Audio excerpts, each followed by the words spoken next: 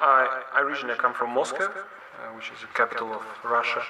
I was born in USSR and lived there quite a long time. And after some, I think in '98, I moved to England because I decided to do a PhD, and I studied for 4 years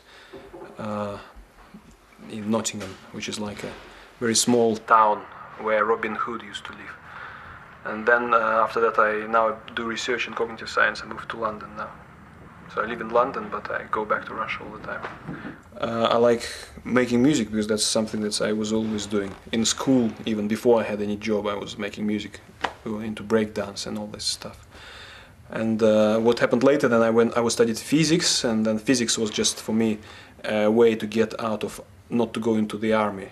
You know, because the Department of Physics in Moscow State University was the only place where you could avoid conscription service at that time. I was trying to understand what was music because I wanted to understand the relation of emotion and the intelligence, for example. So I was doing my PhD on artificial intelligence and emotions in the role and how we can measure them and how we can simulate them. So I'm quite interested. I cannot just say I don't want to just do music, for example. So music is just a big part, but it's just one part. If I was doing music, I would probably be bored too much. It just would be just music. So I wanted to explore a little bit of other. When I was 2 or 3, it was in 1974, I think. I heard this track, "Popcorn" by Hot Butter, and that was my first influence. I mean, at that time, I knew that this is my type of music. I was lucky because my father always had a good collection of tapes, like reel-to-reel tapes, and in the '70s. And I listened to a lot of music, and electronic music particularly interested me. I mean, I liked Giorgio Moroder from Here to Eternity album was really, I think, one of my favorites. Then it was Oxygen, and it was Kraftwerk. And then in the '80s, it was all the breakdance scene, Ice-T and all this. A lot of early electro and also electric boogaloo. There was a lot of music in the middle of '80s that I really liked. Then later it was a lot of this new wave and electro-romantic music and all this. Talking about influences, in fact, a big influence for me was, in fact, Bach. I used to listen a lot to his fugas. And also listened a lot to Chinese music. Like I have several records of different orchestras. Like there was especially one orchestra of how it's called, stone percussion, like percussion that made from stones, and it's very, very impressive. It's like very interesting. Actually, I used once a record like of Chinese opera on one of my tracks, and I used it as a sample. So I recorded an opera that lasts for about 15 minutes. So I recorded this and I used it as a sample, and then I had an instrument that when you press a note, it plays the whole opera like in a second, like very fast. So and I played a like ambient track, so each note when it's pressed is actually like an opera. But it sounds bizarre, but if you think about it, if you know it, it doesn't sound like, if I don't tell you, you don't know. But if I tell you, this is actually, every note is actually a whole opera. It's funny. I haven't released it yet, but maybe I will release it sometime. It's kind of ambient stuff. At the moment, I'm very surprised when people invite me to play. So if they invite me to play, I'm just thinking, like, do you really know what I'm doing? Like, do you really know what my music? Because I haven't released for so long anything. Like, I mean, in '99, John Peel was playing my music on BBC, and I heard my music in the shoe shops in England. You know what? In fact, Jean-Michel Jarre actually called me when he played in Moscow. Somebody gave him my CD, and I was really shocked because next day I had a phone call from somebody who was his representative. He's saying that he wanted to meet me. So we made a meeting after like several attempts, and just like for an hour, just had a conversation, and it was like.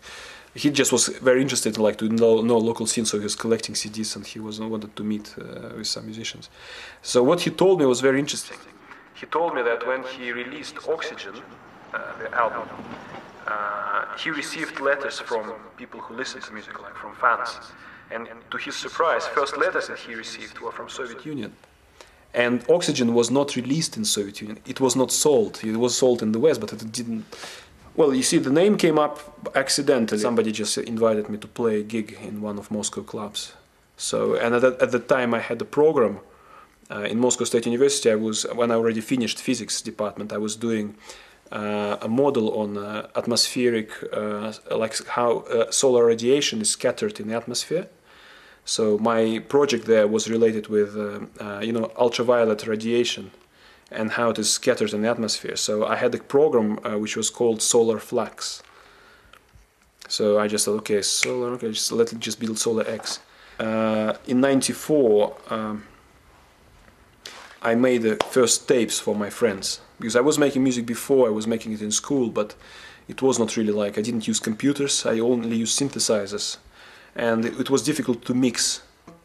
It was interesting as well. I was buying them from friends. The first I bought from a friend. Then after a while, what happened? I think after '91, all the synthesizers immediately disappeared from shops. Like you wouldn't find them anymore. So the only way, probably because they stopped production. I don't know. There were a couple of small plants that were making them, and the only way to get them was from old musicians. Or there was like a black market in Moscow, for example, where old musicians will set strings, or they would sell different, parts for guitars. So I would go there and ask them if they have a synthesizer. And sometimes they had a synthesizer in the studio, and I would just then buy them from them. They were very cheap, like for $50 I was buying a synthesizer that would be like equivalent of Mini Moog, for example.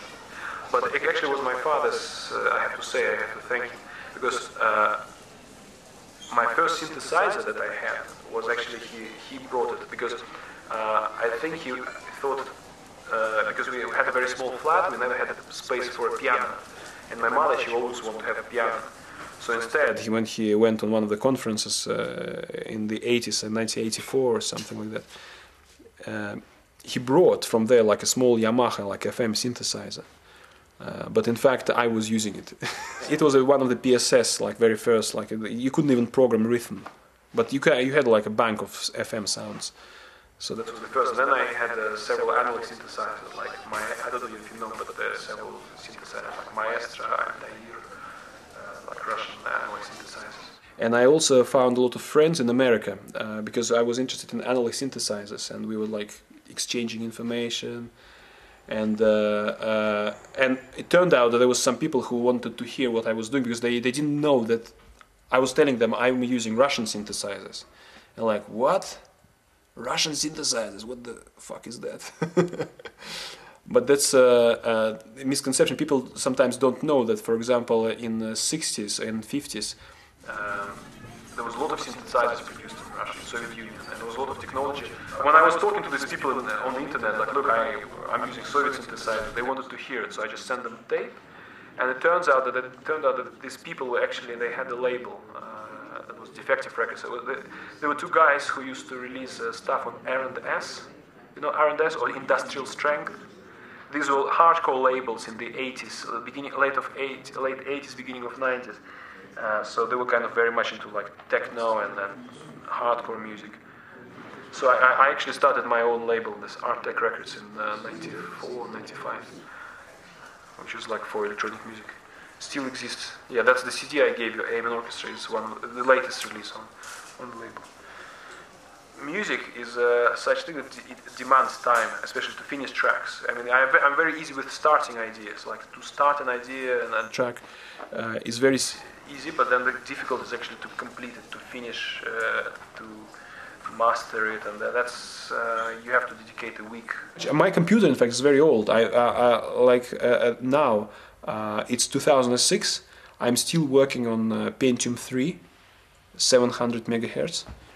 I only have 128 megabyte of memory, and for me it's kind of interesting because I don't want to upgrade computer, because I know that I actually can do everything in what I have.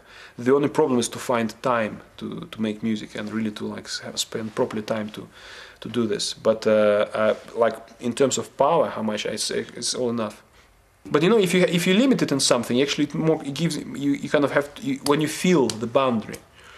it kind of makes you much more focused, and it's allows your creativity to actually expand. If you don't have limits, kind of, you have millions of plugins, and so you can get lost because it's like infinity. You cannot explore it. I mean, infinity. If you have too many presets, you'll spend just day just trying all your plugins. You will forget what you wanted to do in the beginning. So you actually have to think about what you want to do and then how you want to do it within your limitations, and then and I think this is actually a much faster way of working.